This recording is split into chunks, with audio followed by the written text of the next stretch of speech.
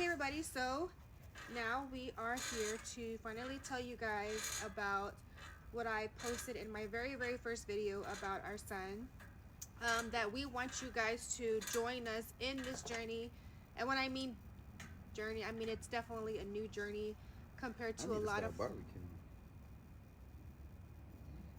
compared to a lot of people's normalcy living. And it all started of last year in August 27th of last year. Our son was actually diagnosed with acute lymphoblastic leukemia, which is also known as ALL. And I'm telling you, after this whole journey up to today, I could probably be a medical doctor. You can ask him. I have plenty of books upstairs. Here we go. About everybody want to be a doctor, so they got to put in that work.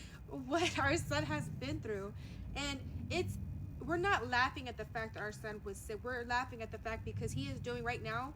He looks like a normal child. He'll be out here in a minute. Yeah, he really will be, because he doesn't leave his side, or mine for that matter. He thinks he's a daddy's boy, but he's a mama's boy too. So, but it happened of last year. He got diagnosed with acute lymphoblastic leukemia, and our journey and our lives have changed just drastically since then. Okay, so last year it started August 27th of 2024. The boys are gonna hear my hair a little bit. Our son Stefan Carson was diagnosed with acute lymphoblastic leukemia. Do y'all hear him? Put on y'all shoe. Yes, he was diagnosed, and his first symptoms were actually a week before that. Come here. And here's baby Stef. Watch that. Come right here. Come Look right here. at the phone. Just say hello, everybody. It's a YouTube channel. Say hey. Hey. So, is y'all, come here, baby. Just tell them so they can see real quick. No. Just tell them. No. Say hello. Hello. Say hi, Kai. This is baby Stef. This is the one we're talking about here. Hey. So yes, it started. Baba, I need Baba. We're not gonna get to this video at all. So it all started with leg pain and an ear infection, or a possible oncoming ear infection. It was 1 week on the Thursday that baby Stef came home from school limping really bad. And in fact, his dad got mad at me because he said, why did I send our child to school with a limping leg? I mean, limping. I thought it was like a pulled hamstring. He was told it was a pulled hamstring. Yeah, we were told he had pulled hamstring, or even a possible growing pain. Yeah. But this pain was excruciating for him for days. It was from Thursday to, and then it would come and go. Mostly at nighttime, it would be really bad. And it was not until Sunday morning that I'm just like, as a mom, I wanted to get him checked. And so he was also complaining of, like, to him it was ear, but it's more of a jaw pain. So I took him to the urgent care, and of course, and I'm going to raise awareness for this too. Urgent cares they don't do their job fully. They just really just do it just to do it and just to get you out of there. And the reason why I'm telling you guys this is because when I took him to the urgent care, the doctor told me it was a pulled hamstring. And they wrapped his leg with the ACE bandage, and they gave me antibiotics for a possible, quote unquote, possible oncoming ear infection, which it was not that. So on Monday, I took him to his pediatrician. He actually did not have an appointment on Monday, but his older sister did, and I asked them to fit him in, and they did. They ran labs, and they also did x-rays on him. The next day coming, I took my son to school with his leg wrapped. Oh, and along with an excuse note from the urgent care saying that he just had to be out of PE for a week to prevent any strenuous activity. And so I took that note to school. Meanwhile, I do work from home, so I took him and his sister to school. I gave him the note. As soon as I came back and logged into work, I get the call from his pediatrician stating that his lab works were very concerning, and that his x-rays showed him that he was backed up with stool, which...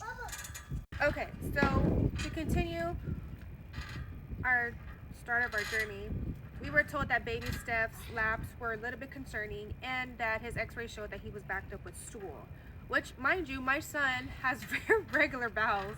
And I had just asked his dad, when I called him, I asked him, when was the last time he had to go to the restroom, and he's like, he actually just went, it was fine. So it couldn't have been that, but for some reason that pain that he was having in his leg could possibly be from back to stools. I don't know, but that kind of, you know, got me kind of concerned. So his lab work came back as well, and the doctor actually told me, Miss Angulo,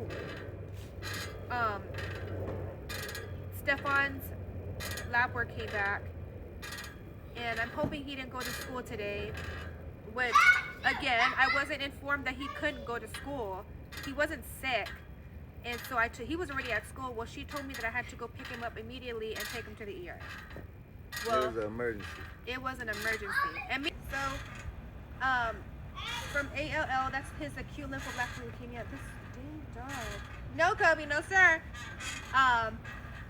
It's a childhood cancer that is very, very, very, very common in children. And what we were informed is that there is a high percentage, a 95, 97% chance that he'll be cured after 5 years. Because of all this research that they've done, this is the one cancer that there's a high chance of it being cured. And thankfully, he has done so well up until now. He's gone through introduction chemotherapy for a month. And so I do want to inform you guys, and this is why we're such good spirits, because he's had so much positive effects to this chemotherapy, that he was diagnosed on August 27th of last year, and then we were informed right before my birthday on August 3rd that our son was in remission, meaning that when they did his minimal residual disease test, which is like a lumbar puncture, it's a bone marrow aspiration in his bone marrow, he had almost no leukemia cells seen, which is a great thing, and that's the type of outcome that they've wanted, or that they've researched. That he hasn't had none since then. He hasn't had none since October, so he's had a really good positive outcome from chemotherapy, and so he's been in remission since October 3rd of last year. Nonetheless, he's completed his introduction period. He's completed his consolidation period, which consisted of taking chemotherapy every single day, along with an antibiotic. And in fact, he loved the way his chemotherapy tasted, which was weird. And he didn't like his antibiotic taste, but he did like his chemotherapy taste. Anyhow, he's tolerated those two well. And then he actually started. You gotta show them how he just running around. Yeah, I'm gonna show you in a little bit. This is what we're dealing with. I mean, every day. And then he started, introduction, consolidation, and then he started his intermittence phase, which is another type of chemotherapy for a total of 10 weeks, every 10 days. And so he's completed that, and now we're in the midst, almost done with DI phase 1. So next week we'll be done with DI phase 1. But this is our journey, guys. Dealing with a child who is diagnosed with cancer. Go get y'all some water. And just feeling like your life is just turned upside down for a moment, and then not to know what to expect from the days or years to come, in fact. And then us as young parents, it's a lot. So him and I, we try to involve a lot of normalcy as possible, which I think we have for the most part. It's just, again, there's certain things that we can and cannot do, or we have to look out. So I just want to finish up real quick that our lives change, especially as young parents. Say hi, baby Stef. This is him. He's outside playing. And so there's just little things say what it do. No. Say like and subscribe. Tell them to like and subscribe to follow your new journey. Following the new journey. Say like and subscribe. Like and subscribe. So there's just a lot of things that we can and cannot do. Fat Mac. With him. Man, I gotta go get this ball from over the fence. Okay. And Daddy, there's another ball. And so we've been taking him out in public and a lot, places that he can go. We use a lot of hand sanitizer. We use masks. He's always wearing masks for everything. But this is how he's doing, and we're already in delayed intensification phase 1, and we're almost done. As of next week, we will be done with DI phase 1. And again, I just want you guys to join our journey, because yes, our life changed within seconds. Our life changed forever. But it's a forever that I want to embrace, because our son is strong. These kids are strong, and you don't know what they're really going through, right? And for the simple fact is that if I didn't push the doctor to do, you know, for him to get a second opinion, basically, my son would have been either in worse condition or still possibly sick, and we'd have never known. So guys, please like and subscribe our channel. I will be adding some more videos in our journey as we come along, and I hope you guys like them. Please join our family. I would really appreciate it, and let's bring awareness to this, and because our life is not the same, it's different.